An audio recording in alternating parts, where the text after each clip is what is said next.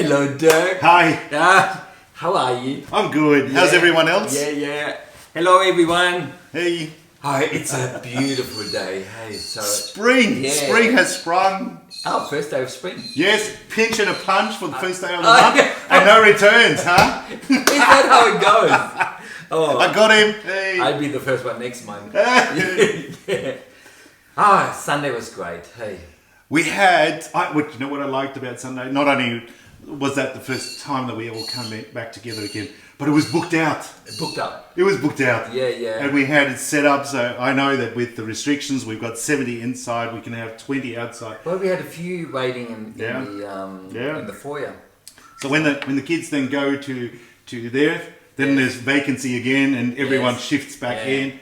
And I think Amy texted me beforehand. Their mini branch wanted to come, and they left it a bit late booking. And she said she was so delighted it was booked out, so they just met as their mini branch instead. So well, and you know, I've heard from a number of them they're meeting fortnightly, and I said, well, every other fortnight, come to church, bring the mini branch over to church, come in mass. I don't even know whether we manage every fortnight. Would it be booked out all the time?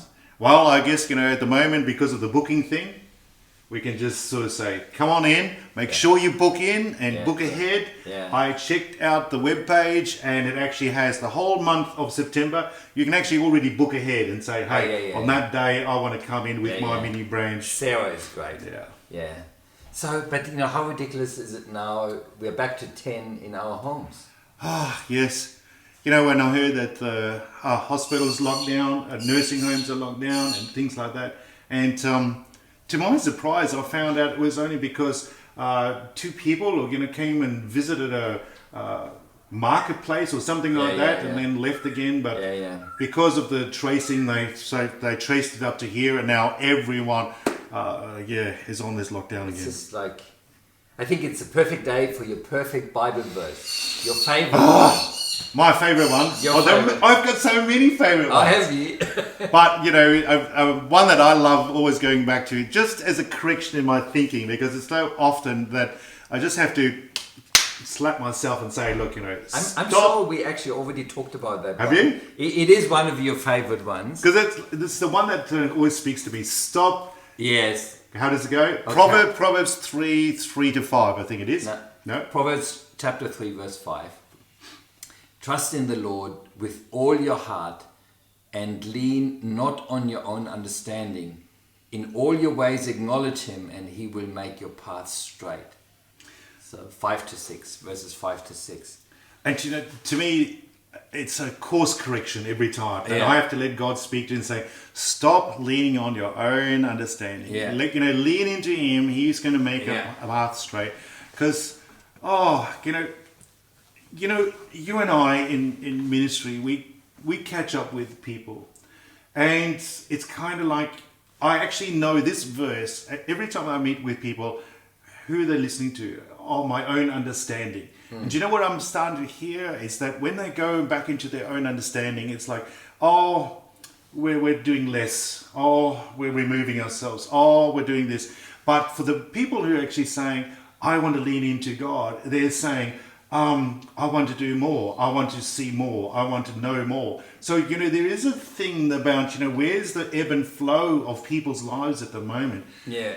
I think spring is supposed to be about green shoots. Yes. Which means more of God, not less of God. We're coming out of the winter. Don't lock things down just because the world is saying lock down. So don't get it into your head. I think what you're saying is, you know, we can lean on our own understanding. And your mind can reason for anything. Anything we want, we can find good reasons for it, isn't it? Even for church or for God, you know, it's like... However. But, you know, I think for us it's a little bit, you know, there are lots of people, you want to serve God, but in this current season, how do you do it? I mean, the way we did church, all of that is crumbling now. So you can't... I think Humwich, can you believe it? Humwich is still not having services. It's 6 months without services. I mean, they lost their senior pastors now. And so... But like, that's a big church. They have the biggest worship center in town. and at the moment it can't really be used. So your own understanding comes to an end, and say, God, and it says here, trust him with all your heart and he will make your path straight, which basically says, yes, your own understanding may come to an end, but then you can just trust God and he will open the door. And Edgar, hasn't that been our experience so far? Yeah. You know, we were at that same place where many churches were, everybody around the world. Yeah. And we wanted to seek God. Okay, what have you got for us? Yes. And he gave us this wonderful idea about saying, look, get into many branches kind of stuff, right? We've shared that story. But the other day... And then even the chats. That was a bit the chats, all of these. That wasn't our own... Yep. But I don't know, it just came out of nowhere. And the other day, Debbie sent me an email from something that the international intercessors have been looking at. And obviously, you know, they're talking about this as a reset era. We all know that. That's very obvious. Yeah. But they actually listed all the things that are going to change in churches. Yes. And everything I'm reading is exactly what God has led us into. Yeah. So we're actually ahead of the pack of where things are going. And we didn't have this as an intercessors kind of, okay, we're going to do this. We just let God lead us. Yeah. And it doesn't look like what was, but it is actually God leading us into something that now even the international intercessors saying for the church, this is where church is going to go. And we're already doing it. Yes. And, you know, that goes for church. But I'm sure it goes for business as well. Yeah. It goes for raising your children. You know, everything changes at the moment. But like, instead of panicking or despairing, whatever, you know, I like here, trust in the Lord with all of your heart. Yeah. That is basically all of your passion, all of your powers, as much as you can. Lean onto God and trust and don't panic. Do you know, I've been doing an online Bible study every Tuesday. Yeah. And we're going through 1 John, and we're actually looking at that last part of chapter 3 where it talks about the heart stuff, right? Yeah. And I was actually saying to the group there, do a word study on how significant for God the heart stuff is.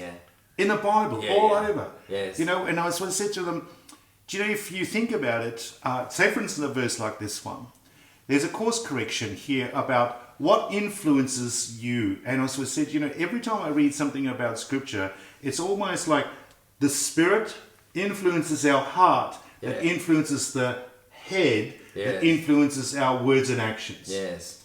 But we turn it upside down and we let the head rule the heart and the actions. And somewhere the Spirit comes in, like you said, we sort of justify anything and everything. And then you come into, don't lean on your own understanding. In other words, don't start there by saying the head stuff is the be all and end all. Yes. Go into lean into God and let that speak to your heart. Yes. Then check that with your head and saying, you know, is this from God? And we certainly followed that. And I think that's why things are working, is because God is making a straight path, as it then says. Then he'll set the path straight for you. Yeah. No, it's good. Anyway, it's in a way it's a simple point, but it changes everything. Yeah. And maybe that's the encouragement, I guess, from us for today. That I don't know where you are right now, you know, how your day is, what you're facing, but the encouragement is you can trust God with all of your heart. Don't look and understand with your own understanding. Just trust Him and He will make your path straight. Yeah. That's a great Lean promise. into Him. Lean into Him. Well, actually, on this weekend, we're doing the next mega night of leaning into God. Mega night of prayer. Yeah. 8 p.m. start on a Saturday night. Join us live or tune in on Zoom. I think it's on Zoom as well. Yeah, it is. But we'll lean into God, won't we? Okay. Hey. Have a wonderful day. Bye. Bye for now.